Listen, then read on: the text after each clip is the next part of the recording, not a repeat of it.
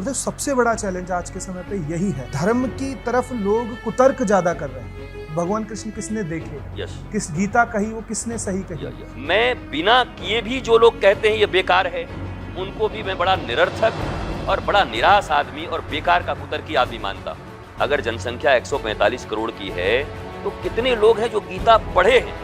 आप आश्चर्यचकित हो जाएंगे कि शायद 1 करोड़ लोग पढ़े हों। कितने लोग हैं जो गीता पढ़ के गीता के अर्थ को समझते हैं? आप आश्चर्य में आ जाओगे, सिर्फ लाख की संख्या होगी। कितने लोग हैं जो गीता को पढ़कर उसके श्लोकों को अपने जीवन में अपनाए हैं? तो मुट्ठियों में संख्या आ जाएगी, ऐसे गिनी हुई।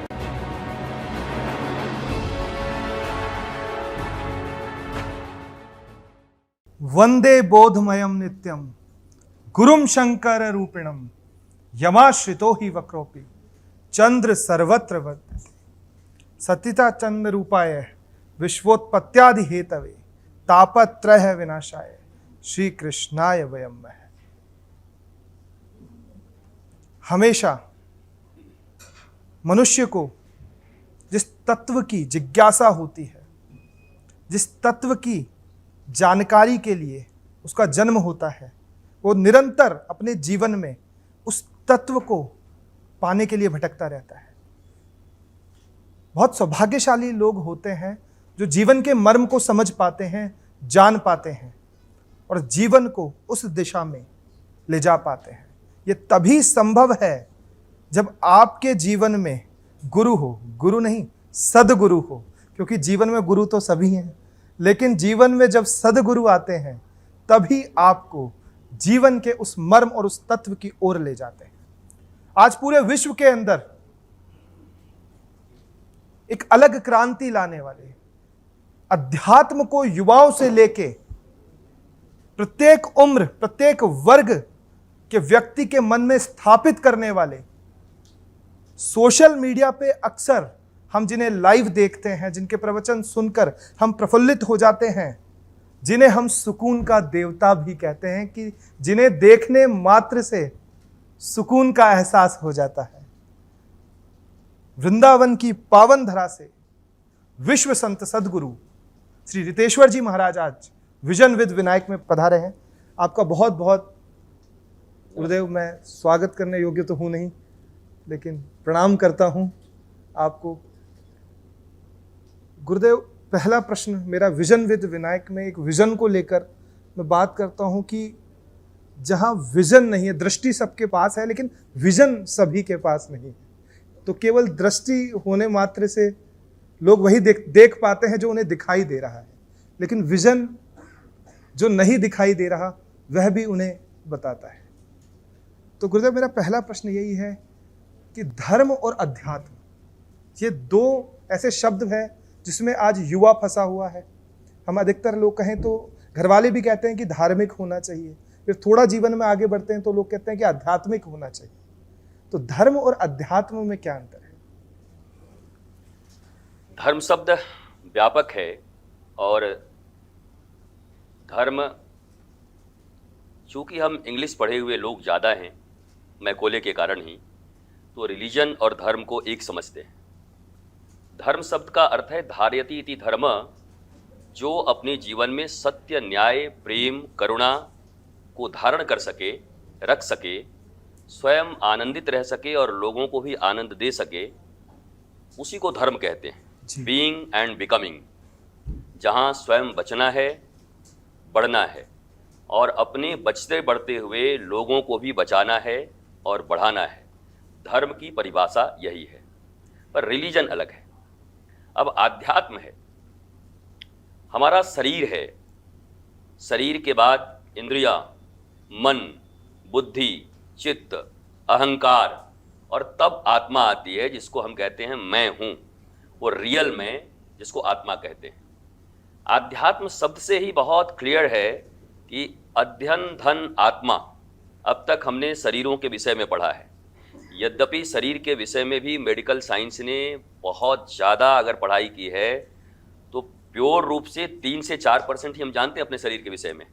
अभी 96% अभी भी अनफोल्ड है। तो शरीर के विषय में भी हमारी पूरी पढ़ाई नहीं हुई है। फिर मन, फिर हमारी ये 10 इंद्रियां, ये जो आंखों से देख रहे हैं, कानों से सुन रहे हैं, नासिका से सुगंध ले रहे हैं, जीवा से रस ले रहे हैं, बोल रहे हैं, ये सारी इंद्रियां हैं। जब सारी इंद्रियां बाहर की ओर देखती हैं, बहिर्मुख होती हैं और मन उसको लाइक करता है, पसंद करता है, मन फिर ट्रांसफ़र करता है बुद्धि को कि भाई मुझे तो ये पसंद है, अब तुम जुगाड़ करो, मुझे ये चीज़ चाहिए। तो ये है स्थिति। इंद्रियां देखती हैं, मन उसको पसंद करता है, बुद्धि को वो ट्रांसफ़र करते हैं। अब इसके ऊपर अगर विवेक नहीं हुआ तो इंद्रियां तो कुछ भी देखती हैं और मन इस बात का निर्णय नहीं करता कि ये शाश्वत है कि नश्वर है, ये बाद में हमारे लिए उपयोगी होगा कि हमारे लिए फांसी बन जाएगा। मन इसका निर्णय नहीं कर सकता। मन का काम है आ जाना कहीं पर। मन को कोई भी चीज़ पसंद आ जाता है। परंतु जब किसी मनुष्य के भीतर में आध्यात्मिक शक्ति हो और उस आध्यात्म अर्थात आत्मा को जिसने पहचान लिया, आत्मा को जिसने जी लिया, अपने रियल मैं को जिसने पहचान लिया, हम में से ज़्यादातर लोग जितने भी हैं वो क्या कहते हैं, मैं तो मनमौजी हूँ जी, अपने मन के अनुसार जीता हूँ। अच्छा, मनमौजी दुख भी पाते हैं वो। हमने एक बड़ी प्यारी लाइन उसमें देखी है कि कर्म करने में तू होशियार है पर फल भोगने में बड़ा ही लाचार है। कर्म करने में तो सब बड़े होशियार हैं जी, पर जब फल मिलता है तो वहाँ लाचार हो जाते हैं। हो जाते हम उसको इग्नोर नहीं कर सकते, अवॉइड नहीं कर सकते कि नहीं नहीं मुझे ये फल नहीं चाहिए, अब मिलेगा। अब मिलेगा। तो कर्म करने के पहले अगर विचार अच्छे हों और आत्मा से प्रेषित हों, जो रियल में, जी, केवल शरीर के कारण नहीं, शारीरिक 5 मिनट का सुख, मन के 3 मिनट के सुख, आंखों के 2 मिनट के सुख, कानों में कोई ऐसी चीज़ सुननी है जो 1 मिनट का सुख दे और बाकी पूरी जिंदगी हमको फिर निराश करे, परेशान करे। तो आध्यात्मिक शब्द का अर्थ इतना ही है जो अपने बॉडी से ऊपर उठकर अपने रियल रिकॉग्निशन को पहचानने की कोशिश करता है। Who am I, why am I here and what am I doing. ये 3 प्रश्न अगर मनुष्य रोज अपने आप से करे प्रतिदिन, मैं कौन हूं, यहां क्यों आया, क्या कर रहा हूं और क्या करना चाहिए मुझे, ये ऐसे प्रश्न हैं। यही शायद वेदांत या ब्रह्म सूत्र में भी यही प्रश्न है। कोहम कस्वम कुता आयातम, कौन हो, कहां से आए हो, क्या कर रहे हो। इस पर पूरा भारतीय सनातन संस्कृति या वैश्विक वैदिक संस्कृति इसी पर निर्धारित है। और ये बड़ी बड़ी शब्दों को बोलने से कोई फायदा नहीं है, क्योंकि यूथ से ये पूछेंगे कि इससे हमें क्या फायदा है। उनको तो इंस्टेंट लाभ चाहिए। यूथ ही क्यों, दुनिया के हर आदमी को इंस्टेंट लाभ चाहिए। मेरा इसमें हित है तो मैं एक्सेप्ट करता हूं, हित नहीं है, वो धर्म हो चाहे कुछ भी हो, मुझे कोई मतलब नहीं, क्योंकि धर्म का मतलब ही तो है आनंद। तो आत्मा के अध्ययन के बाद मनुष्य शाश्वत सुख का अधिकारी हो जाता है। अभी जो हम क्षणिक सुख के अधिकारी हैं, एक मैसेज आता है हम हैप्पी हैप्पी हो जाते हैं, दूसरा मैसेज आता है हम आत्महत्या को राजी हो जाते हैं, फिर एक मैसेज आता है नहीं नहीं नहीं अब हम ठीक हैं, फिर एक मैसेज आया फिर हम निराश हो गए। मतलब लोगों के ऊपर हमारी जिंदगी निर्धारित है। रिमोट दूसरे के पास है। रिमोट जब तक विनायक जी के पास नहीं होता, जब तक रितेश्वर के पास खुद नहीं होता, तब तक दूसरे लोग 8 अरब की जनसंख्या है इस दुनिया में। अगर सब आपके रिमोट को दबाने लगे और 8 अरब चैनल बदलने लगे तो आपके पास तो उतनी श्वासें भी नहीं, तो आपकी चैनल ही बदलती रहेगी, आप जिंदगी में कहीं स्टेबल नहीं हो पाएंगे। इसलिए आध्यात्म का एक ही अर्थ है, आत्मिक ज्ञान से परिपूर्ण होकर अपने रिमोट को अपने हाथ में रख लेना। मैं सुखी भी अपने कारण होऊंगा और दुखी भी अपने कारण होऊंगा, इसी को आध्यात्म कहते हैं। गुरुदेव, काफी समय से, वर्षों से हर व्यक्ति चाहता है उस सुख को प्राप्त करना, उस मार्ग पे चलना, लेकिन आज तक यह क्लियर नहीं हो पाता कि यह क्रिया साध्य है या कृपा साध्य। बहुत अच्छा प्रश्न है, क्योंकि इसमें जनमानस, बड़ी जनमानस भारत की या दुनिया की एक वर्ग ऐसा है जो कहता है कुछ भी कर लो, जो कृपा होगा वही होगा जी। एक वर्ग ऐसा है बोला ये कृपा रुपा कुछ नहीं होता है भैया, कर्म प्रधान विश्व करी राखा, जो जस करहि सो तस फल छाका, कर्म ही पूजा है, कर्म करो। बट ये दोनों ही एक्सट्रीमिस्ट हैं, ये दोनों एक्सट्रीमिस्ट हैं। अभी कुछ दिन पहले ही मैं कह रहा था कि लोग कहते हैं प्रारब्ध जो लिखा है वही हमारा होगा। अगर सब कुछ डेस्टिनी में है तो फिर आप चुपचाप बैठ जाइए एक जगह पर ऐसे करके, हाथ ऐसे करके कि सब तो लिखा हुआ है, जो आएगा जो जाएगा। हमको अगर यहाँ से गुजरात भी किसी को ले जाना होगा तो कोई हवा आएगी उठा के ले जाएगी, न फिर किसी कार में बैठना है, न किसी फ्लाइट में जाना है। जी।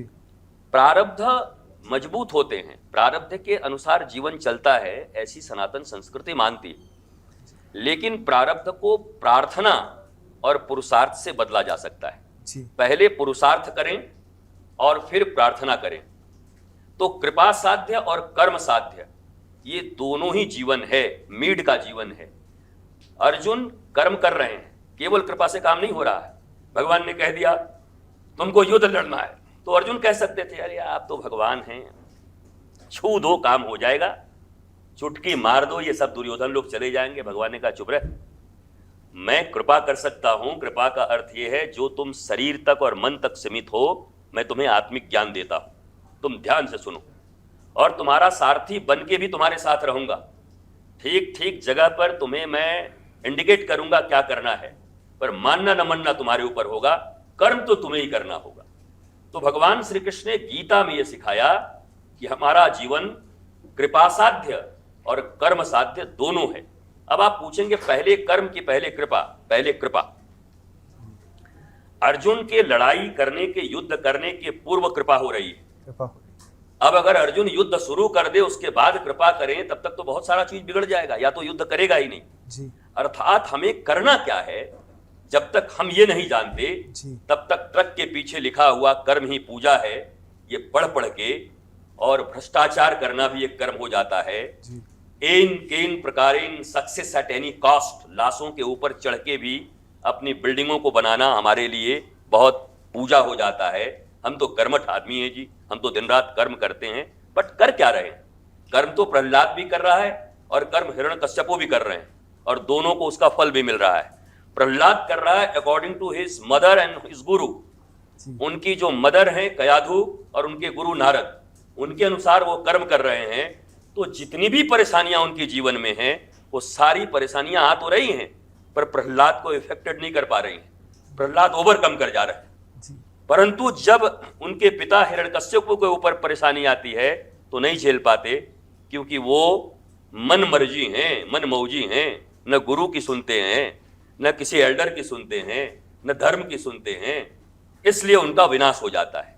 तो ये कथाएं और कहानियां हमें ये बताती हैं कि अगर हम धर्म के पथ पर चलते हैं, ट्रूथ के पथ पे चलते हैं, तो हमारा जिंदगी शाश्वत होगा, हमारे चेहरे पे स्माइल होगी, हम हैप्पी हैप्पी होंगे। धर्म करके हम धर्म के ऊपर कोई एहसान नहीं कर रहे, वो धर्म हमें आनंद देगा, उस धर्म से हमें आह्लाद की प्राप्ति होगी। ऐसा नहीं ठीक है मम्मी तुम कह रही हो तो मैं 5 मिनट पूजा कर देता हूं, मत कर भाई, वो करने से भी क्या लाभ है? मम्मी के ऊपर एहसान क्यों करना है, पापा के ऊपर एहसान क्यों करना है? आप करोगे तो पाओगे। और अगर यही यूथ को बता दिया गया और समझ गए तो उनको धर्म की तरफ लाने की जरूरत नहीं पड़ेगी, बल्कि धर्म ही उनका प्राण होगा और वो आध्यात्म युक्त जीवन ही जीना पसंद करेंगे। गुरुदेव, सबसे बड़ा चैलेंज आज के समय पे यही है कि धर्म की तरफ लोग कुतर्क ज्यादा कर रहे हैं। तर्क की हम बात करें तो तर्क तो तब करें जब इन कहानी को, इन किस्सों को, गीता ग्रंथ सभी को लोग सुने सादर भाव से। लेकिन अधिकतर हम कहें कि लोगों का, अधिकतर यूथ के अंदर भी जब से सोशल मीडिया का काफ़ी ज़्यादा प्रचलन हुआ है और संस्कृति का दुष्प्रचार जब से सोशल मीडिया पर स्टार्ट हुआ है, तो अधिकतर युवाओं को आप कहें कि भगवान कृष्ण किसने देखे, किस गीता कही, वो किसने सही कही। तो सबसे पहली बात कि अर्जुन को कहने वाले भगवान श्री कृष्ण थे, लेकिन आज जब उन्हीं कृष्ण की बातें गीता में है तो उन बातों पर युवाओं का कैसे हम विश्वास दिलाएं? ये बहुत अच्छा प्रश्न है, क्योंकि देखिए भारत या दुनिया वैज्ञानिकता के आधार पर जीना चाहता है, साइंटिफिक। अब उनको ये बता दिया गया है कि ये जो चीजें हैं ये साइंस से रिलेटेड हैं और धर्म साइंस के विपरीत है। वो आध्यात्म को साइंस के विपरीत माइथोलॉजी मानते हैं। मिथ शब्द ग्रीक से आया था, हमारा भारत का वर्ड भी नहीं है। तो माइथोलॉजी बता दिया उन्होंने कि हाँ ऐसा ऐसा ऐसा ऐसा ये काल्पनिक चीजें हैं, ऐसी होती हैं। अब जैसे विज्ञान के कसौटी पर कोई चीज जब कसा जाता है और वो प्रूव्ड हो जाता है, तब हम कहते हैं ये वैज्ञानिक है, साइंटिफिक है, ये चीज साइंस से रिलेटेड है।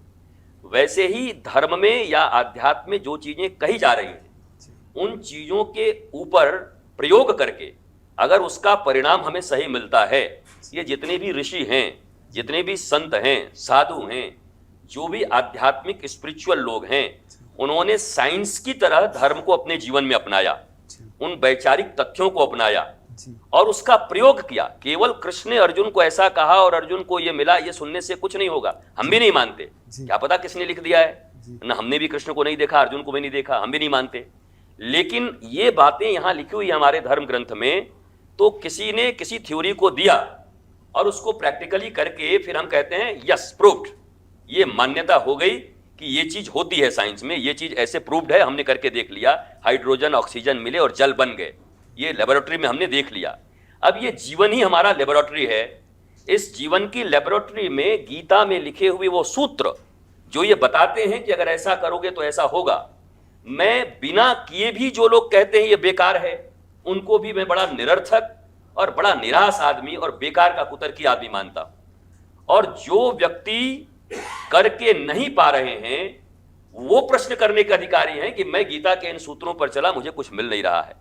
लेकिन आप देखेंगे कि इस दुनिया में नहीं, इस भारत में अगर जनसंख्या 145 करोड़ की है तो कितने लोग हैं जो गीता पढ़े हैं? आप आश्चर्यचकित हो जाएंगे कि शायद 1 करोड़ लोग पढ़े हों। कितने लोग हैं जो गीता पढ़ के गीता के अर्थ को समझते हैं? आप आश्चर्य में आ जाओगे, सिर्फ लाख की संख्या होगी। कितने लोग हैं जो गीता को पढ़कर उसके श्लोकों को अपने जीवन में अपनाए हैं?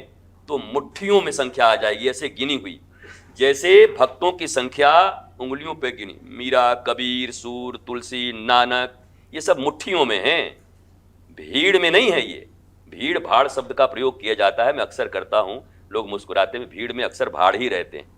देखिए, जब तक सेल्फ रियलाइज्ड पर्सन नहीं बनते, गीता में क्या लिखा है कौन कहता है मानने के लिए? लेकिन अगर लिखा है और मान्यता है कि हमारी संस्कृति का है, भगवान हैं, तो जरा 2-4 दिन प्रयोग कर लेने में क्या तकलीफ है?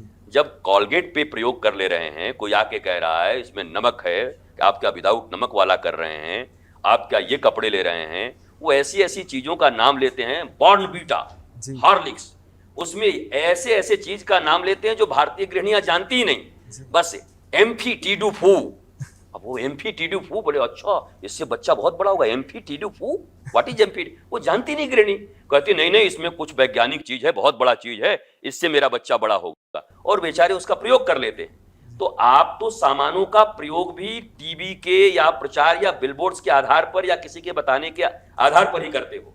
तो गीता को बताने वाले संत भी जब गीता को बता रहे हैं और कह रहे हैं कि इसको करके देखो, तो कॉलगेट का प्रयोग कर सकते हो, तो गीता के श्लोक का प्रयोग क्यों नहीं कर लेते? एक बार प्रयोग करके कह दो कि नहीं होता, तो आपके साथ भी लोग खड़े हो जाएंगे, चारवाक दर्शन भी एक और खड़ा हो जाएगा, फिर इग्नोरेंट मूड के लोग खड़े हो जाएंगे। पर ये करोड़ों ऐसे लोग हैं जो करना नहीं चाहते, पढ़ना भी नहीं चाहते, बस मैं इसको नहीं मानता, अरे ये सब बेकार, अरे ये फालतू है, अरे ये सब माइथोलॉजी है, अरे ये सब पौराणिक कहानियां हैं।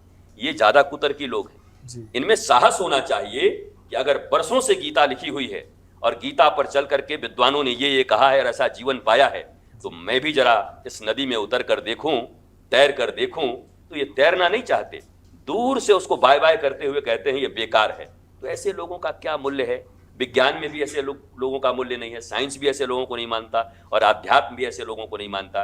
और मैं साइंस को 2 भागों में बांटता हूं विनायक जी, एक है स्पिरिचुअल साइंस और एक है मटेरियल साइंस। मटेरियल साइंस को ही केवल साइंस माना जा रहा है इस दुनिया में, और ये बहुत बड़ा दुर्भाग्य है पूरी दुनिया का। स्पिरिचुअलिटी भी साइंस है, मटेरियल साइंस जीवन के बाहर में घट रहा है। ये कुर्सी बन गई, ये टीवी बन गया, ये माइक बन गए, ये सारी चीजें बन गए, ये जितने भी बाहर चीजें इन्वेंशन हो रही हैं, बनाई जा रही हैं, बोला ये सही कंप्यूटर साइंस है, ये साइंस है। लेकिन इनर साइंस, इनर मैकेनिज्म, आपके मन के कारण आप दुखी हैं, आपके थिंकिंग के कारण आप दुखी हैं, बोला गया ओवर थिंकिंग ये कर रहा है इसलिए दुखी है, डिप्रेशन में है, तो इसका तो साइंस आपको पता ही नहीं है। बाहर की सारी वस्तुएं मिलकर के भी अगर अंदर से व्यक्ति गड़बड़ है तो कोई भी चीज उसको सुखी नहीं कर पा रही है। डनलप पे बैठा हो, एसी में बैठा हो, मर्सिडीज में बैठा हो, पर चिंता उसको सताए जा रही है। पर अब इनर साइंस की भी जरूरत आ गई है कि भैया इनर साइंस तो पढ़ो, उसको तो प्रूव करो, बाहर चीजें बने, वैज्ञानिक रूप से हम उन्नत हों। धर्म इसका विरोधी नहीं, हम तो रोज चाहते हैं नई नई चीजें बने। हम आप यहाँ बैठे हैं, हम तो चाहते हैं कि इस कुर्सी पे बैठे बैठे हम अपने जगह पे पहुंच जाएं जहां जाना है, उतर के गाड़ी में भी न बैठना पड़े। विज्ञान ऐसा हो जाए कि अब ऐसे बटन दबाएं और यहां से फिर अपने कमरे में, और फिर विनायक जी बुलाएं तो फिर दबाएं और फिर हम यहाँ पर आ जाएं। हम तो इसके पक्षधर हैं, हो जाएं। पर भीतर में जो तूफान चल रहा है, सब कुछ होते हुए भी सेलिब्रिटीज गोली मार रहे हैं अपने आप को, कोई अपने आप को झोंक दे रहा है, छत से कूद जा रहा है। टीवी के अच्छी अच्छी एक्ट्रेस आपने देखा रिसेंटली कितने ने अपने आप को खत्म कर लिया। एक गांव में गोबर पाथने वाली कन्या बच्ची, उसके पास तो कोई ग्लैमर नहीं है, कुछ नहीं है, वो पता चला हंसते हुए जी रही है। और उतना ग्लैमरस होने के बाद भी, पैसे पाने के बाद भी, मर्सिडीज चलने के बाद भी, ये क्या ऐसा अवसाद है, कौन सा ऐसा साइंस में गड़बड़ी हो गई, भीतर के साइंस में, कि आपको आत्महत्या करनी पड़ गई। और मैं यही चीज बार बार कहता हूं, जितने भी विकसित राष्ट्र हैं, ज्यादातर जहां ज्यादा पैसे हैं, ज्यादा कमाई है, ज्यादा दवाई है, वहीं पर सबसे ज्यादा आत्महत्याएं हैं और सबसे ज्यादा डिप्रेशन है। और मैं बार बार कहता हूं, ये रिश्ता क्या कहलाता है? जहां सबसे ज्यादा पढ़ाई, सबसे ज्यादा कमाई, वहां सबसे ज्यादा आत्महत्या, सबसे ज्यादा डिप्रेशन। तो क्या दुनिया को इस रिलेशन को भी खोजना नहीं चाहिए कि ऐसा हो क्यों रहा है? पढ़ा हुआ तो बहुत अच्छा आदमी है, कमा तो बहुत अच्छा रहे, मर क्यों गया? ये क्यों इतना परेशान है? ये डिप्रेशन में क्यों है? केवल डिप्रेशन शब्द का इलाज पूरी दुनिया खोज ले तो शायद मुझे लगता है इसका इलाज ही वो गीता है, वो आध्यात्म है और वो धर्म है। बस नाम अलग है। धर्म का नाम आप बदल दीजिए। मैं चाहता हूं धर्म का नाम कर दिया जाए, उसका क्या है, एंटोनियो। चलो बहुत अच्छा मॉडर्न लगता है, एंटोनियो नाम हो जाए। हम एंटोनियो अपनाएंगे। क्यों? हमारा मतलब है हमें सुखी होने से, आनंदित होने से। धर्म नाम बदल दो ना, अध्यात्म नाम बदल दो ना, अगर उससे चिढ़ हो गई है। पर नाम बदलने से उसके गुण थोड़ी बदल जाते हैं। गोल्ड का नाम अगर ब्रास कर दो तो गोल्ड ही रहेगा। ब्रास को अगर गोल्ड कह दो तो गोल्ड थोड़ी हो जाएगा, तो ब्रास ही रहेगा। वैसे ही नाम से अगर चिढ़ है, धर्म से, पुजारी से, बाबा से, साधु से, सबका नाम बदल दो, हटा दो। लेकिन आप अपना के तो देखो, एक बार आजमाइए और फिर जीवन भर मुस्कुराइए। क्या बात, धर्म तो वो है। क्या बात है गुरुदेव। युवाओं का सबसे पसंदीदा सब्जेक्ट प्रेम, प्यार, जिसमें अधिकतर युवा पढ़ते हैं। प्रेम क्या है ये जानना बहुत ज़रूरी है। लोग प्रेम में पड़ जाते हैं, फिर कुछ दिनों बाद प्रेम बदल जाता है, फिर कहीं उन्हें रोके तो कहते हैं कृष्ण करे तो रासलीला और हम करे तो कैरेक्टर ढीला। तो इसका क्या तर्क है गुरुदेव? ये बड़ी अच्छी बात आपने की है। और प्रेम शब्द को भी लोगों ने ऐसा कहा है कि देखो, कई बार लोग कहते हैं गुरुजी हमको मोह नहीं है, हमें प्रेम है। वो विश्वास दिलाते हैं हमको कि हम इतने साधारण आदमी नहीं कि मोह माया में पड़े हुए हैं, हमको प्रेम हो गया है जी। तब सत्य ये है कि मोह का परिष्कृत स्वरूप ही प्रेम है जी। बिना मोह हुए प्रेम हो नहीं सकता। मोह का अर्थ है आसक्ति, किसी से जुड़ना, कोई चीज अच्छा लगना, और फिर वही जब डेप्थ में चला जाता है, गहराई में चला जाता है, और वो जीवन शक्ति से भरपूर हो जाता है, और वो एग्जिस्टेंशियल हो जाता है, अस्तित्व के पोषणी हो जाते हैं। वो अस्तित्व विरोधी नहीं होता, हमारे एग्जिस्टेंस के विरोधी नहीं होता, लाइफ का विरोधी नहीं होता।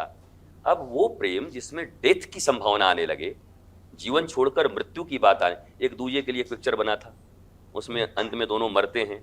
अब ये पिक्चरें भी ऐसी बनती हैं, वो ठीक नहीं है मेरे हिसाब से। देखिए, ये 70 से 90 साल का जीवन परमात्मा ने मनुष्य के रूप में दिया है, मरने के लिए नहीं। मरना तो निश्चित है, कितना भी चाहेंगे तो नहीं बचेंगे, वो तो तय है। सिकंदर की तरह कुछ भी लगा दे, बचना नहीं है। तो जब तक 80 इयर्स की या 90 इयर्स की जिंदगी है, तब तक मानवीय मूल्यों के आधार पर प्रेम युक्त जीवन जीना। इसलिए जब कभी कहते हैं बाबा लोगों को तो मोह माया से दूर, अरे बाबा लोग बहुत माया में रहते हैं जी। साधु ही माया में रहते हैं और मोह में रहते हैं। और अगर वो माया और मोह में न रहते तो आध्यात्मिक खोज नहीं करते। आध्यात्मिक खोज उन्होंने इसलिए किया है कि स्वयं भी आनंदित रहें और उनके इस खोज से सारी दुनिया आनंद में रहे। वो लोगों के मोह में ही तो ये कर रहे हैं, अपने मोह में ही तो ये कर रहे हैं। तो किसी भी कर्म का शुरुआत मोह से शुरू होता है, माया से शुरू होता है। इसलिए मैं यूथ्स को ये कहना चाहूंगा, मेरे प्यारे बच्चों, अभी कभी कोई आपको कहे कि तुम मोह माया में हो तो कहना कि यस आई एम, मैं मोह और माया में हूं। और यही मेरा मोह और माया जब ज्ञान मूलक हो जाएगा, जब मेरे नॉलेज की पेरिफेरी में आ जाएगा, तो यही मेरे लिए प्रेम बन जाएगा। और प्रेम शाश्वत होता है, प्रेम घटता और बढ़ता नहीं। नारद जी ने कहा प्रतिक्षण वर्धमानम, जो हर क्षण बढ़ता रहे वो प्रेम है, और जो ऐसे ऐसे होता रहे वो काम है।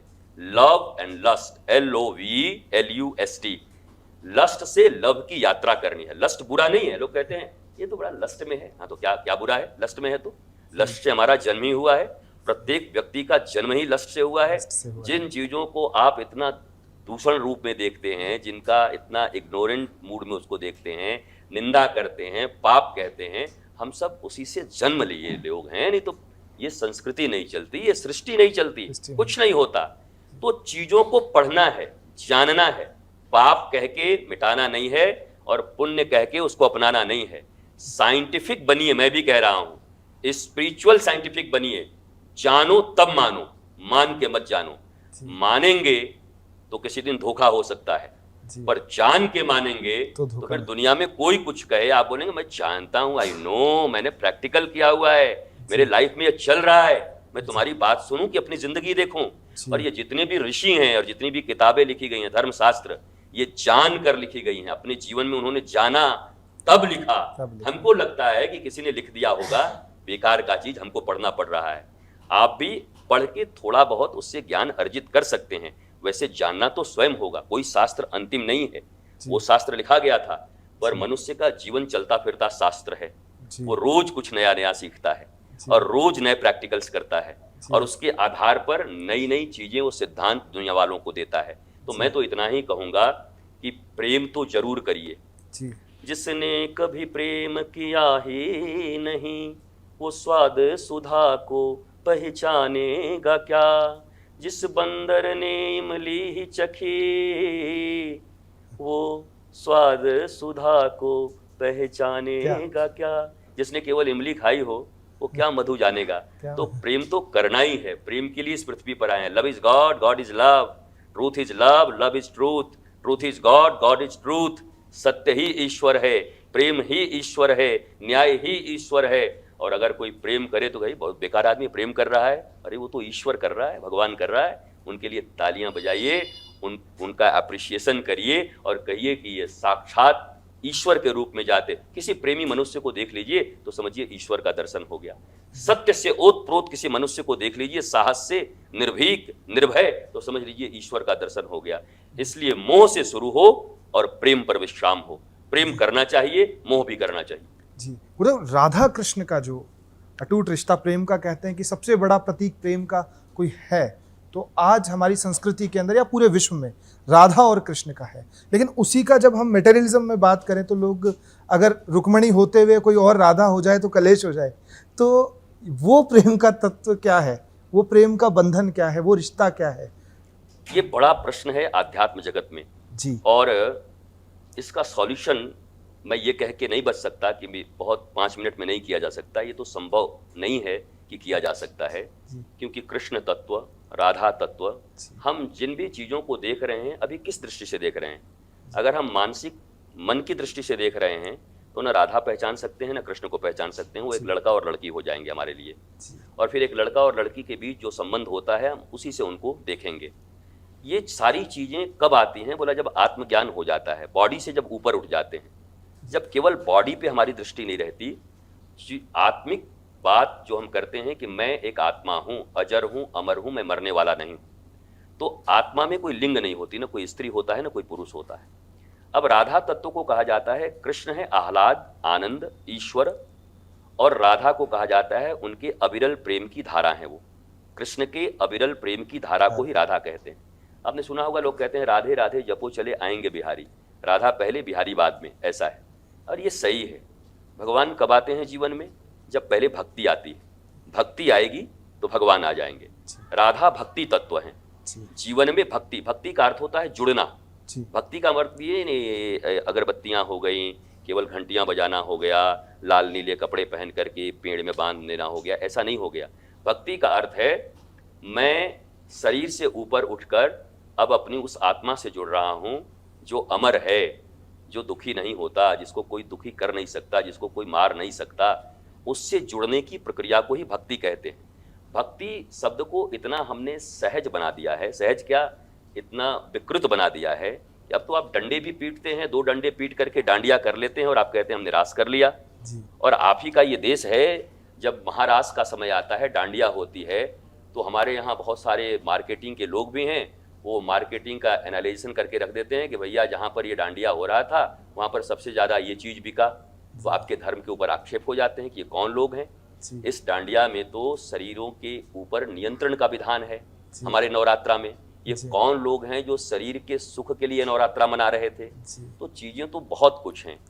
शरीर के स्तर पर जब भी हम राधा और कृष्ण को जानना चाहेंगे तो ये जो गली मोहल्लों में हो रहा है वही होगा, शर्मा जी की बेटी वर्मा जी की बेटे के साथ भाग गई, रासलीला चल रहा है, ये वही कहेंगे। जी। अब रासलीला शब्द का अर्थ होता है कि आत्मा और परमात्मा के मिलन को रास कहते हैं। या मैं ये कह सकता हूं, जो अभी नॉलेज आपके पास नहीं है, हु एम आई, मैं शरीर हूं, रो रहा हूं, मर रहा हूं, इसी को सुखी करने में लगा हुआ, ये कभी सुखी होना नहीं है। तो शरीर से आत्मा का मिलन जब हो जाए, उसकी यात्रा हो जाए, तो उसको महारास कहते हैं। जीवात्मा और परमात्मा का मिलन हो जाए, उसको महारास कहते हैं। एक शंका में डूबा हुआ आदमी, लंका में रहने वाला, जब विश्वास के वृंदावन में अवस्थित हो जाए तो उसको महारास कहते हैं। तो महारास की प्रक्रिया कोई डांस का फॉर्म नहीं है कि दो डंडे उठाए, डांस करने लगे, लड़के ने लड़की को देखा, लड़की ने लड़के को देखा, घाघरा चुनरी पहने और हमने पीले कपड़े पहन लिए और हम कृष्ण और राधा हो गए। आप नौटंकी तो कर सकते हैं, आप ड्रामा तो कर सकते हैं, लेकिन राधा और कृष्ण के तत्व को समझे बिना राधा कृष्ण तत्व का जो लाभ जीवन में है वो आपको नहीं मिलेगा। आप नहीं समझेंगे तो नहीं मिलेगा। कृष्ण का तो कुछ बिगड़ना है नहीं, राधा रानी का तो कुछ बिगड़ना है नहीं। आप पूजा करो तब भी उनका कुछ मतलब नहीं, न करो तब भी मतलब नहीं। तो मैं इतना ही कहूँगा कि बॉडी के स्तर पर जी रहे लोगों को राधा और कृष्ण के विषय में समझाना it's too much difficult, it's quite impossible. ये संभव नहीं होगा। जो थोड़ा साधक होगा, जो इस दिशा में आगे बढ़ा होगा कि अब मन मेरे ऊपर रूल नहीं करता है, अब मैं मन के ऊपर रूल करता हूँ। खेल तो इतना ही है, मन आपके ऊपर रूल कर रहा है या आप मन के ऊपर रूल कर रहे हो। ये जितने भी लोग हैं आप पूछेंगे, सब मन के रूल किए हुए लोग हैं। मेरा मन किया मैं चला गया, फिर क्या हुआ, मैं फंस गया, अब मरूं। मेरा मन किया मैंने ये किया, अब क्या हुआ, बोला मैं मर रहा हूं।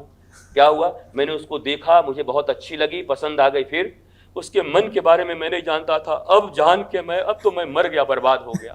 तो मन देख लिए होते, मन देखने का आपके पास कोई थर्मामीटर नहीं था, कोई शायद दूरबीन नहीं था। हमने तन देखे, तन से रिश्ते बनाए, और जब मन से पाला पड़ा तो हम बाप बाप करने लगे। अरे भगवान, हमने क्यों इसको पसंद किया था। I love you, I leave you and I kill you, ये 3 स्टेज हैं। लव हुआ, लीव हुआ, अब लीव से भी नहीं, बिना मैं तेजाब तेरे मुंह पे मारे छोड़ूंगा नहीं। यही तो घटनाएं हो रही समाज में, लव में और तेजाब, how is it possible. Body के स्तर पर किए गए प्रेम अंत में नरक ही पैदा करते हैं। बॉडी के बिना प्रेम हो भी नहीं सकता, लेकिन केवल बॉडी से प्रेम हो भी नहीं सकता। इस सत्य को युवा जब समझ जाएंगे, मनुष्य जब समझ जाएगा, तो शायद वो आध्यात्म की ओर मूव करेगा कि बॉडी तो प्रोमिनेंट है ही, पर इस बॉडी को गवर्न करने वाली जो आत्मा है, जो नॉलेज है, चलो आत्मा फात्मा छोड़ दो, आत्मा लोग पहचानते नहीं, नॉलेज, ज्ञान, जिस ट्रिक्स से हम अपने मन को भी चला सकते हैं, मन को बहला सकते हैं, मन को अपने कंट्रोल में कर सकते हैं। ये आंखें बार बार गंदी चीजें देखनी चाहती है और हम आंखों के ऊपर नियंत्रण कर दें अपने मन और अपने ज्ञान के अनुसार, तो हम हो गए ना मालिक। पर आंख हमको खींच के ले जाए, कान हमको कहीं खींच के ले जाए, हमारा टांग कहीं खींच के हमको ले जा रहा है, तो हम गुलाम हैं। आध्यात्म, धर्म या राधा कृष्ण गुलामों को मालिक बनाने की एक पद्धति है। अगर गुलाम से मालिक बनना चाहते हैं, 29 साल की आयु में पत्रकारिता के जगत में, सच बेधड़क में, वास्तव में पूरे प्रदेश और देश में नाम रोशन करने की दिशा में, और रोशन इसलिए नहीं, अपनी तो खुशी है तुलसीदास की तरह, स्वांतः सुखाए, विनायक को अपना सुख होगा कि मैं इतना काम करूंगा, अपना सुख प्रमुख होता है, पर इसी सुख से करोड़ों लोग भी सुखी हो रहे हैं। अगर यहां से वास्तव में सच बेधड़क तरीके से कहा जाने लगा, तो समझ रहे हो आप दुनिया में कितना परिवर्तन आ जाएगा। सत्य के अभाव में ही तो लोग दुखी हैं, और बेधड़क तरीके से अगर हम सच कहने लगे तो लोगों को अपील करेगी, लोग उसको अपनाएंगे।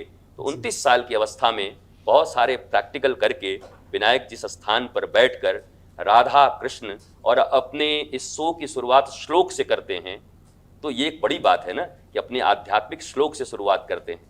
न गुरुर्धिकम तत्वम न गुरुर्धिकम तपः तत्व ज्ञानात् परम नास्ति तस्मै श्री गुरुवे नमः। हमारे श्रीमद् भागवत में एक इतना प्यारा श्लोक है, जहां पर कहते हैं देहिस्थिमान सरुधिरे विमतिम त्यजत्वम जाया सुतादिषु सदा ममताम विमुंच पश्चानिशम जगदिदम क्षणभंगनिष्ठ वैराग्य राग रसिको भवभक्तिनिष्ठ धर्मम भजस्व सततम त्यज्य लोक धर्मान सेवस्य साधु पुरुषान जहि काम तृष्णाम अन्यस्य दोष गुण चिंतन मासु मुक्तवा सेवा कथा रसमहो नितराम पिबत्वम। अगर केवल इसका हिंदी अर्थ बच्चे जान जाएं तो कहेंगे oh my God, Dale Carnegie का बाप है ये तो। ये जितने भी बुक्स आज तक लिखे गए हैं ये इतना ज्यादा उनको इंप्रूव कर देगा, उन बच्चों को जीवन की सच्चाई से परिचित करा देगा। पर हम भी कथा ऐसे सुनते हैं, पंडित जी आते हैं वो ओम नमो नमो करते हैं और हम कराने वाले भी कहते हैं पंडित जी हम 100 रुपया ज्यादा दे रहे हैं, 10 मिनट में कंक्लूड करिए, अपने को कहीं जाना है। न हम सीखना चाहते हैं न वो सिखाना चाहते हैं। जब वो भी सिखा, वो कहेंगे नो मैं नहीं करता आपके घर में पूजा, नहीं करता मैं। जब आपका भाव नहीं इसके प्रति, इस सत्य के प्रति आपके भीतर लगाव नहीं है, इसका आप प्रतिष्ठा नहीं करते, तो मैं ऐसी जगह ग्रंथ बांचने वाला नहीं हूं। तो धर्मपीठ पर बैठे हुए लोगों को भी शाश्वत तरीके से ऐसे जहां तहां धर्म का वाचन करना बंद करना होगा। जहां जो भगवान श्री कृष्ण ने अर्जुन को कहा, अर्जुन मेरी इस गीता को उसको कभी मत सुनाना जो अभक्त हो, जो सुनना नहीं चाहते, और रसिकों को मत सुनाना। क्यों मना कर दिया भगवान ने? सबको सुनाना चाहिए ना, कि शायद उसमें भक्ति जग जाए। भगवान ने कहा और रसिकों अभक्तों को सुना दोगे तो और कुतर्की हो जाएंगे और धर्म विरोधी हो जाएंगे। इसलिए पहले शुरुआत करो जहां पर उपजाऊ जमीन है, आपके पास 1 किलो अनाज है, बीज है, और वो 1 एकड़ खेत में डाली जा सकती है, और आपके पास 2 एकड़ खेत हैं, एक बंजर है एक उपजाऊ है। तो आप पहले कहां डालना चाहोगे? बंजर में अपने बीज डाल दोगे कि उपजाऊ में डालोगे? उपजाऊ में डालेंगे। अब जब पैदा होगा तो अगले साल बंजर में भी ट्राई कर लेंगे, क्योंकि मेरे पास इनफ है अब। तो वैसे ही हम अपने धर्म का और ज्ञान का प्रयोग पहले सिलेक्टेड लोगों के बीच में करें, जो वास्तव में सीखना चाहते हैं, जिनकी नीड हो, जबरदस्ती न सिखाएं, जो चाहते हैं आध्यात्म के विषय में जागरूक होना। और मैं सीधी बात कहूं, जो हैप्पी होना चाहते हैं, खुश होना चाहते हैं कि मुझे खुशी चाहिए, उनको आध्यात्म से जुड़ना पड़ेगा और वो आनंदित हो जाएंगे। तो राधा कृष्ण को समझने के लिए विनायक हम आप लगातार बात करते रहेंगे, और सच बधेड़क के माध्यम से भी बात करेंगे और कथाओं के माध्यम से भी बात करेंगे। समझना तो होगा आज नहीं कल राधा और कृष्ण दोनों को। और प्रेम की दृष्टि से भी राधा और कृष्ण का प्रेम बहुत, आप देखो ना, राधा और कृष्ण 11.5 साल तक साथ थे, फिर तो चले गए। अगर जो लोग बॉडी की बात करते हैं तो उनको तो इतना भी ज्ञान नहीं है कि 10.5 साल का बच्चा, 11.5 साल का बच्चा, काम जागृत नहीं होता। महाराज जब उन्होंने किया तो 8 वर्ष की उम्र हो रही थी, उस समय काम के विषय में चिंतन भी नहीं होता किसी पुरुष के विषय में। तो हमारे लोग तो पढ़ते पूरा है नहीं, अधूरा पढ़ते हैं, अधूरा बोलते हैं, और बाकी बचा कुचा बॉलीवुड वालों ने पहले जो कुछ कर दिया है, वो राधा कृष्ण के नाम पर लस्ट ही परोसते रहे, और रामायण के नाम पर लस्ट परोस देते हैं कभी कभी। बल्कि लव को परोसना चाहिए। अगर लव परोस देंगे तो हर आदमी राधा कृष्ण की तरह प्रेम करना चाहेगा। अगर हमारे आपके जैसा प्रेमी होता राधा कृष्ण की जगह पर, तो हम तो वृंदावन ही नहीं छोड़ते। नहीं नहीं नहीं, मुझे मथुरा, कंस बचे बचे, मेरे को क्या, मैं अपना लव नहीं छोड़ूंगा, मैं तेरे को छोड़ कर नहीं जाऊंगा। भगवान ने कहा, हे राधे, अब मैं बंसी छोड़ता हूँ राधे, और मैं 5 जन्म उठाता हूँ शंख। दुनिया में मैं आया हूँ बहुत कर्म करने, बहुत लोग रो रहे हैं राधे। 11 वर्ष तक तो मैंने यहाँ यशोदा माँ को, आप सबको आनंद दिया, आपके साथ रहा, आपने मुझे इतना प्रेम किया, अब यही प्रेम मैं पूरे विश्व में फैला सकूं। और आप राधे हो, मुझे पक्का पता है आप सेल्फिश नहीं हो, आप मुझे पूरी दुनिया के लिए छोड़ोगे। और राधा रानी ने कृष्ण को छोड़ा, आप जाइए और पूरी दुनिया में प्रेम का प्रचार करिए। क्या इस बात को युवा समझ पाएंगे कि 11.5 साल में कितने प्रेम के साथ अपनी प्रेयसी से अलग हटकर एक नया जीवन जीने के लिए वो चले गए। और भगवान श्री कृष्ण की 16,108 विवाह हैं, इनको भी लोगों को जानना चाहिए। एक भी विवाह भगवान ने विवाह करने की दृष्टि से नहीं किया। रुक्मिणी ने पत्र लिखा कि अगर आकर मुझे नहीं ले गए तो मैं जहर खा लूंगी। तो भगवान ने कहा मत खाइए, मैं आ रहा हूं आपको लेने के लिए। ये भगवान की इच्छा तो नहीं थी कि नहीं मुझे पसंद आ गए, मैं तो रुक्मिणी से विवाह करूंगा ही। सत्यभामा, उनके साथ क्या था, मणि वाला प्रॉब्लम था। तो मणि के रूप में जब मामला बना तो उनके पिता ने कहा अगर आप मेरी बेटी से विवाह नहीं करेंगे तो ये द्वारिका के लोग मुझे मार देंगे, क्योंकि मैंने आपको चोर कह दिया कि आपने मणि चुराया है। ये जामवंत ने क्या कहा कि मैं मणि तो आपको दे दूंगा, पर हमारी बेटी से विवाह करेंगे तब देंगे। ऐसे आप जितने, अब 16,100 जिनको नरकासुर ने बंद करके रखा था, उन राजा की कन्याओं को, उसको जब मुक्त करा दिया भगवान ने, तो मुक्त कराने के बाद आज के 5000 वर्ष पहले का समाज कैसा होगा? आज भी कोई किसी का अपहरण कर ले, किसी नवयुवती का, और अपने साथ 1 महीने रख ले और इस समाज में आए, तो समाज क्या कहेगा? अरे ये बची होगी, पता नहीं इसके साथ क्या हुआ होगा। कोई भी संभ्रांत आदमी स्वीकार करने को राजी नहीं होगा, भले ही संभ्रांतता पर वो भाषण दे दे, पर अपने बेटे से विवाह नहीं कराएंगे उसका। आप समझो 5500 वर्ष पहले का वो समाज जहां 16,100 कन्याएं जेलों में बंद थी, जिनके शोषण के लिए उसने रखा था नरकासुर ने, भौमासुर ने, और जब कृष्ण ने मुक्त कराया तो वो रोने लगी कि पहले तो कम से कम इसके जेल में बंद थे, अब तो चारों तरफ हमें गालियां दी जा रही हैं। अरे हमारे पिता भी हमको स्वीकार करने को राजी नहीं, भाई भी स्वीकार करने को राजी नहीं।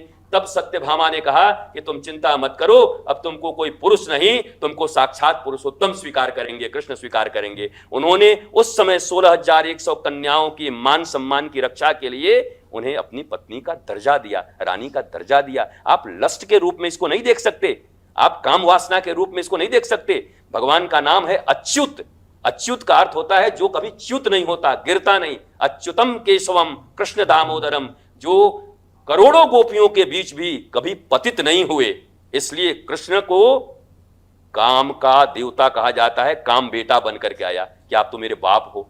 मैं तो शंकर जी को भी एक बार दौड़ा दिया था, आप तो दौड़ते ही नहीं हो, मैं तेरा बाप हूं। तो वही प्रद्युम्न उनका बेटा बन करके आया। तो कथाओं के माध्यम से भी अगर सुनना है तो उसी में सारा अर्थ छिपा हुआ है। और अगर कथा को नहीं मानते, साइंटिफिकली सुनना चाहते हैं, तो वो भी मैं एक्सप्लेन करने के लिए तैयार हूं, बट स्लोली। पहले क ख ग घ पढ़ते हैं, ABCD पढ़ते हैं, फिर क से कबूतर पढ़ते हैं, फिर आगे पढ़ते हैं क्या क्या होगा। जी गुरुदेव, आज आपने बहुत सारे संशय मिटाए, बहुत सारे डाउट्स जो युवाओं के मन में होते हैं। लेकिन इसी विषय में मैं कहूँगा कि आज के समय के अंदर सबसे मुश्किल लोगों के लिए, सबके सबकॉन्शियस माइंड में है कि हम सदगुरु को कैसे पहचानें, क्योंकि बहुत सारे केसेस होते हैं, आस्था होती है, श्रद्धा होती है। हरा ही शिष्य धन शोक न हरई, वह सब गुरु नरक में परई।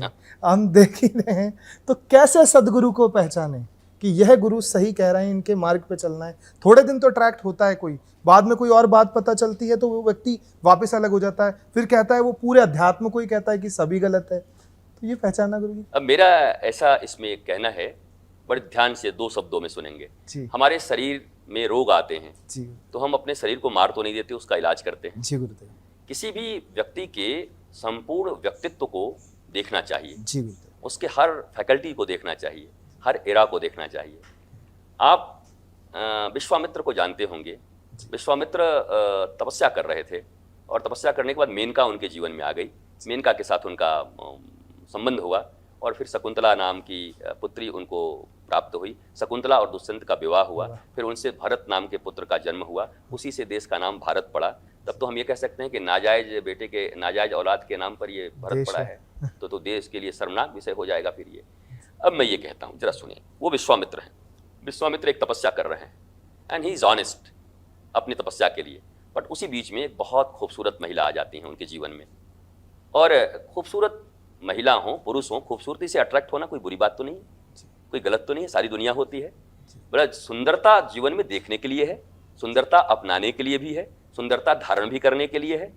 तो स्त्री के सौंदर्य को इतना बुरे रूप में क्यों देखा जाता है? सारी फिल्में स्त्री के सौंदर्य पर बन रही हैं।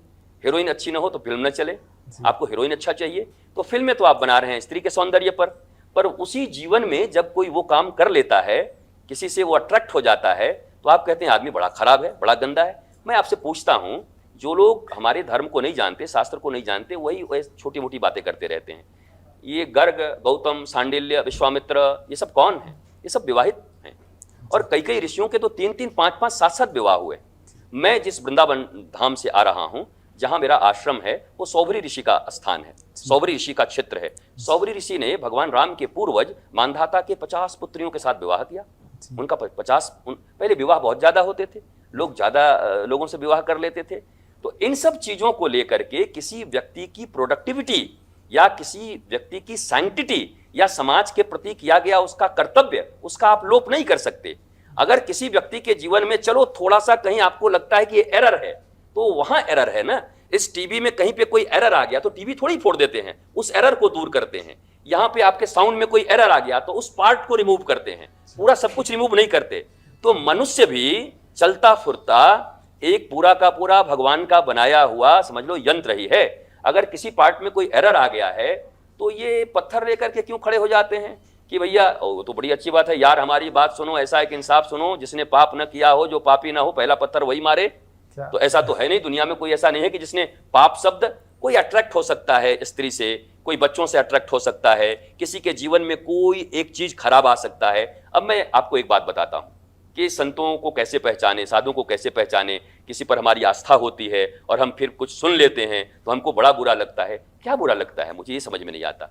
आपने किसी संत के साथ आपका संबंध हुआ, उनके जीवन में आने से पता चला आपकी बोतलें छूट गईं, आपके उनके जीवन में आने से आपका दैनिक जीवन शुरू हो गया, अच्छा हो गया। अब आप हनुमान चालीसा का पाठ करने लगे, अब आप व्यक्तियों के भीतर में भगवान का दर्शन करने लगे, माता पिता को प्रणाम करने लगे, आपके बहुत सारे जीवन बदल गए। और अचानक उन व्यक्ति के विषय में आपने कुछ ऐसा सुन लिया तो क्या फर्क पड़ता है आपको?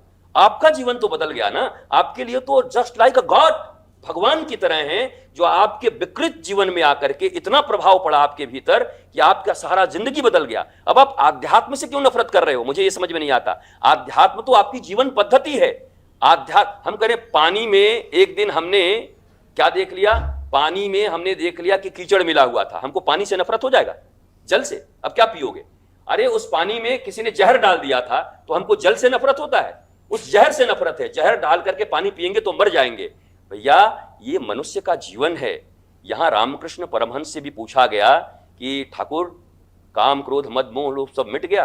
बोला अगर सब मिट जाए तो ये शरीर टिकेगा ही नहीं, ये सीमित मात्रा में रहते हैं, मिटेगा कुछ नहीं, इनको एडजस्ट करो। कैसे? टुवर्ड्स एग्जिस्टेंस, जिससे किसी का नुकसान न हो। प्यार करना क्या खराब है? बलात्कार खराब है, उसकी सजा होनी चाहिए जिंदगी में। कोई किसी का बलात्कार करे तो मृत्यु की सजा दीजिए, पर अगर कोई किसी से प्रेम करता, उसके शारीरिक संबंध भी हैं, आपको क्या प्रॉब्लम है? आपकी फिल्में तो वही बन रही हैं, आपका समाज तो वही है, बिलबोर्ड्स पर तो आपके प्रचार वही कर रही हैं, आकर के अभिनेत्रियों से करवा रहे हैं। आप किसी भी कार्यक्रम का, गणेश जी के पांडाल का उद्घाटन अभिनेत्री से करा रहे हैं, और वो सौंदर्य की देवी होती हैं, सुंदरता को ही वो बिखेरती हैं। तो मुझे नहीं लगता कि ये दो तरह का जीवन क्यों लोग जीते हैं। युवाओं को बहुत स्पष्ट होना होगा। मैं जैसे स्पष्ट हूं, मैं इतना भ्रम नहीं रखता, इतना भय नहीं रखता। संत का काम है निर्भीक होना। अगर जो गुरु और संत स्वयं भय में जी रहा हो, वो दूसरों को निर्भीक क्या करेगा? तो हम तो सफेद कपड़े पहन के चल रहे हैं, कल आप एक ऐसे स्याही डाल करके बोलेंगे बाबा जी आपको हम बर्बाद कर देंगे। क्या बर्बाद कर दोगे? मैं एक मनुष्य हूं, मैंने भारत के लिए, लोगों के लिए, अपने लिए काम किया है, और डेस्टिनी मेरी अगर इतनी ही होगी इतने दिन का, पर हां मैं आत्महत्या को कभी स्वीकार नहीं कर सकता जीवन में। चाहे जितने विश्वामित्र की तरह अगर कोई ऐसा जीवन में कभी वक्त आ भी गया, तो विश्वामित्र की तरह जब दूसरी बार विश्वामित्र के पास रंभा आई, विश्वामित्र को लगा अरे यार मैं तो गड़बड़ कर दिया, मुझे तो भगवान के क्षेत्र में जाना था, मेनका ने हमको थोड़ा डाइवर्ट कर दिया, डोंट वरी मैं फिर से करता हूं। फिर करने लगे, अब रंभा आई, मेनका से भी सुंदर। विश्वामित्र ने देखा ऐसे करके, बोला मैं विश्वामित्र हूं, एक गलती दो बार नहीं करता, एक बार हो चुका, अब मैडम आप खड़े रहिए, आपको मैं पत्थर का बनाता हूं। तो भगवान से पूछा गया एक बार कि जिनके कैरेक्टर में लाल दाग लगा हुआ था उनको आपने गुरु क्यों बना लिया? आप तो मर्यादा पुरुषोत्तम हो, मर्यादा पुरुषोत्तम हो। कृष्ण जी बनाते तो समझ में आता कि उनको लोग पता नहीं क्या क्या बोलते हैं, आता कि अज्ञानता में बोलते हैं। नहीं तो मैंने आपको बता दिया कि कृष्ण ने मर्जी से अपनी कोई विवाह नहीं किया, लस्ट में कहीं गए नहीं। 11.5-8 साल का बालक तो रास करता है, उसको लोग काम से युक्त बोलते हैं। हमारी बुद्धि खराब है, कृष्ण में थोड़ी कोई खराबी है। हाँ, ग्रंथ हम ठीक से पढ़ते नहीं, और ग्रंथ बांचने वाले ठीक से बांचते भी नहीं, उनकी भी जिम्मेवारी है। मैं ये कहता हूं, वो भी उसी तरीके से उसको प्रस्तुत कर रहे हैं। भगवान राधा कृष्ण का रास हो रहा है, डांडिया मारो। अरे पहले रास तो बता दो, व्हाट इज रास? ये बॉडी के तल पे हो रही है, मन के तल पे हो रही है, बुद्धि के तल पे हो रही है, विवेक के तल पे हो रहा है, कि आत्मा के तल पे हो रहा है? पहले ये तो बता दो कि रास चीज क्या है। तो रास बताएंगे नहीं, वो बस आज कल रास का कथा है, क्या होगा? बोला डांडिया लेते आना, हम भी नाचेंगे तुम भी नाचना, और 2.5 घंटे तक 1.5 घंटे तक ढूम ढाम ढाम बजाया, कथा हो गया। बट आपने स्पीच क्या दिया? लोगों को समझाया क्या? बताया क्या? जिस धर्म से लोगों का मंगल हो सकता था उसको मनोरंजन का माध्यम बना दिया। मनोरंजन और मनोमंथन दो चीजें हैं, इनलाइटनमेंट और इंटरटेनमेंट दो चीजें हैं। आप मनोरंजन के लिए केवल मत करिए, मनोरंजन जरूरी है, पर उस मनोरंजन के साथ साथ मनोमंथन भी हो। समुद्र मंथन की तरह विष भी निकले और अमृत भी निकले। और विनायक जी याद रखो कि जब समुद्र मंथन हुआ था अमृत के लिए हुआ था, निकला क्या था? पहले विष निकला था। तो हमारा भी ये शरीर समुद्र की तरह, सागर की तरह है। हम भी जब पहली बार साधना करेंगे, धर्म के क्षेत्र में जाएंगे, तो बहुत सारे विष निकलेंगे, आपको उसका सहन करना होगा। आपको बहुत सारी फप्तियां सुननी होंगी, बहुत सारे कमेंट सुनने होंगे। इसलिए मैं गुरु और संत को खराब नहीं मानता। दुनिया में सभी माँ के पेट से ही जन्म लेकर के कोई संत बनता, कोई डॉक्टर बनता, कोई पत्रकार बनता। वो ईमानदारी से अपना काम कर रहे हैं। किसी का चरित्र अगर खराब हो गया तो आप इग्नोर कर दीजिए, उनको छोड़ दीजिए, पर उनके ज्यादा जो लाभ हुआ है आपको, उस लाभ को आप लेते रहिए। किसी संत के द्वारा अगर आपने शराब छोड़ दिया है, अरे जब वो खराब निकल गया तो हम शराब छोड़ के क्या करेंगे? अरे तुम्हारा तो लाभ हो गया ना, अब तुम शराब क्यों पीने जा रहे हो? वो खराब हो गए। हमारे कहने से आपने शराब छोड़ दिया और एक दिन हमको ही शराब पीते हुए देख लिया, तो आप क्यों परेशान हो? हम शराब पी रहे हैं, हमारा शरीर खराब होगा, पर आप तो प्रभावित होकर के छोड़ दिए ना, उसका लाभ आपको मिलेगा। लाभ आपको होना है। जब ये सोचेंगे तो किसी के प्रति दुर्भावना आपके मन में नहीं आएगी और जुड़ाव तो पक्का रखना चाहिए। मैं कहूंगा गुरु और शिष्य का। आपने कहा था गुरु मिले कैसे? तो भैया देखो, ध्रुव जा रहे थे भगवान का दर्शन करने के लिए, ध्रुव की बेइज्जती हुई थी, माँ के पास रो रहे थे, हमारी सौतेली माँ ने हमको हाथ पकड़ के हटा दिया। माँ ने कहा सुन, मैं तो ऐसी तेरी माँ हूं, ओरिजिनल माँ होकर के, कि आज तक तेरे पिता के गोद में तुझे नहीं बिठा पाई, पर जरा देखो तेरी सौतेली माँ ने एक झटका ऐसा दिया कि तू पिता की गोद तो छोड़, परम पिता की गोद की ओर जाने के लिए सोच रहा है। तो सच्ची माँ तो तेरी वही है। उसने किस वे में बात कहा ये मत सुन, क्या कहा ये सुन। और मैं भी भारतवासियों और दुनिया वालों को और यंगस्टर्स को यही कहता हूं, कैसे कोई कहता है ये मत सुनो, वो क्या कह रहा है ये सुनो।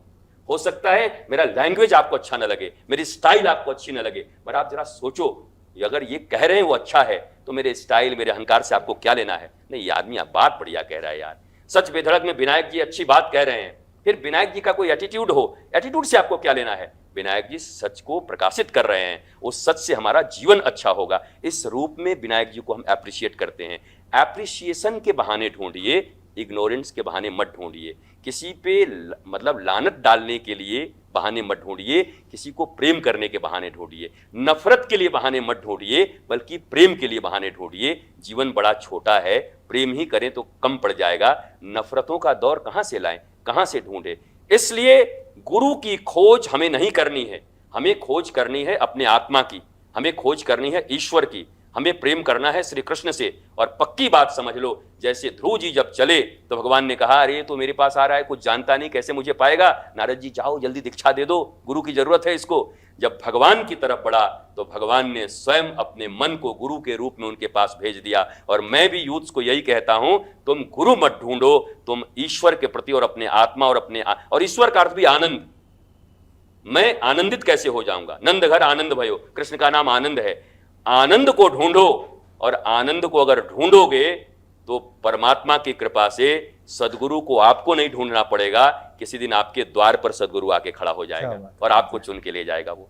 बहुत बहुत धन्यवाद गुरुदेव। आज विजन विद विनायक में तमाम उन मुद्दों पर चर्चा हुई, उन बातों पर चर्चा हुई जो सभी के मन में अक्सर बने रहते हैं।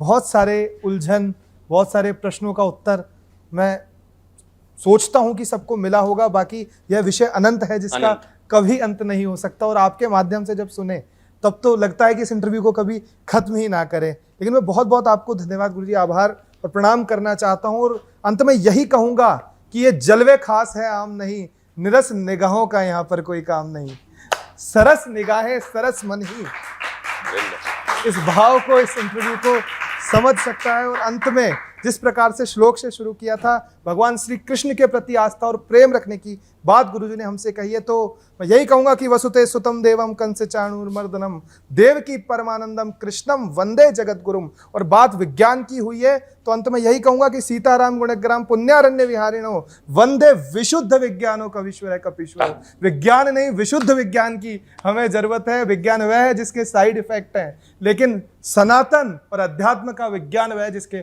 कोई साइड इफेक्ट नहीं है, वो विशुद्ध विज्ञान है। धन्यवाद, नमस्कार।